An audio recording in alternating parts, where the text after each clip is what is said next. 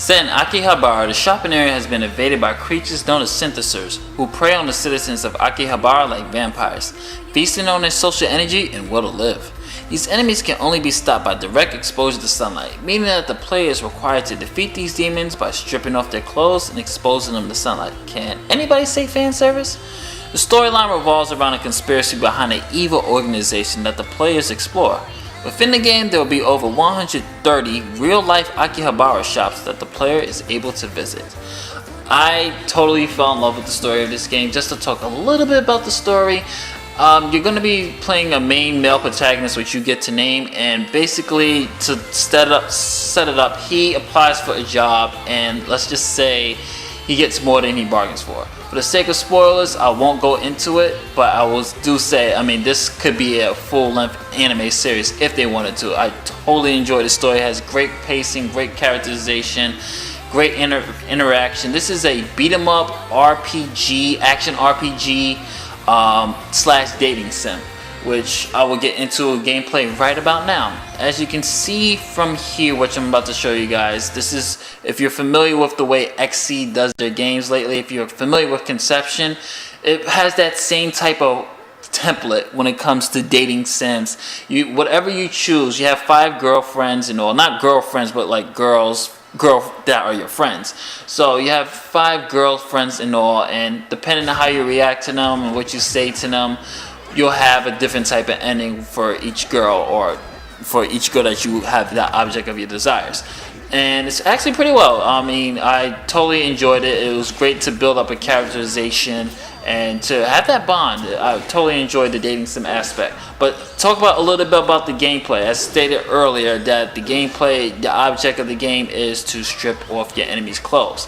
Now, in order to do that, you have to play it like a classic beat 'em up. You have 3 buttons command. You have triangle to hit up the upper body, circle to hit up the midsection body, X is to hit the lower body. Now, as you see here, once your opponent is highlighted in the purple, you're able to strip their clothes. If they have more than 1 article of clothing to strip, you will enter the chain command, which you will see here. Depending on how much you strip and how much you damage, as you can see on your upper left screen right there, you'll be able to go into a double team attack mode, which you'll see right here, where your AI partner will be able to do a double team mode to strip off your opponent's clothing. Not only that, but you'll be able to make the other opponents around you dizzy or dazed for you to open up for more attacking. Really good gameplay. Totally enjoyed the way the battle system is. Very comfortable. It gets a little repetitive down the line, but as you get more attacks and you get used to it, it's really comfortable. Once you're finishing with battles and collecting items and collecting cash, you'll be able to upgrade your weapons with your little sister character, which is right here.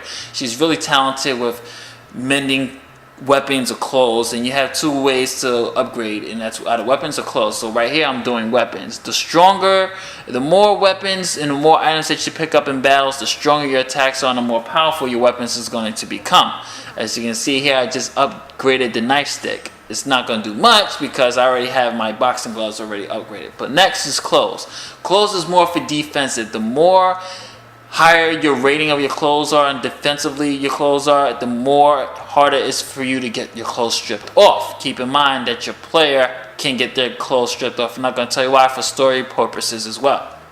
So the higher and more articles of clothing that you do, the more you're able to block, the more you're able to fight off anybody that's going to try to strip off your clothes. It works very well, and I love that RPG element aspect of it.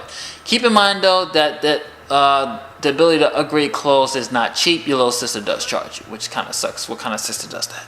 Anyway, more things that this game offers you is the ability to check out your stats, which is really cool. As you can see, my guy's called Kenji. When you finish the game, you'll be able to change your guy's skin color, more clothes, and choose. You'll have more options available. There's actually also in a hard otaku mode once you're done with this. And from here, you can also change your partners. But as at this moment, I cannot change the girl's features because I didn't get up to that part of the story during this recording. So after that, you also have more things. You also have emails. Emails, you'll be able to check messages that you get throughout the game from either random Akihabara shops, real shops, or actual, people in the game.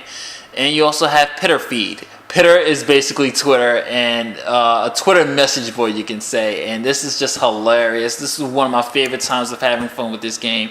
Just reading these message boards is just like real life, because you have that one troll in there. I'm not going to tell you which one the troll is. If you guys find out who the troll is, I might probably give you a prize or something like that. But you have this one hating troll who's there all the time, posted all the time. It gives you that real authentic otaku feel, like people who go to these anime message boards. It gives you that real feel, and I've truly loved having that. That's a little bit of the map, which I'm going to show you later. But I want to talk about side missions. You have plenty of side missions in this game, so there's tons of hours and replay value for you to do.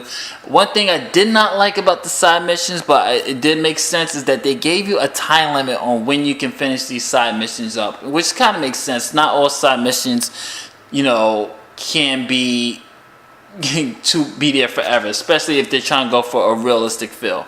Wallpaper, as you can see from the background of my fan service character, you're able to choose wallpapers.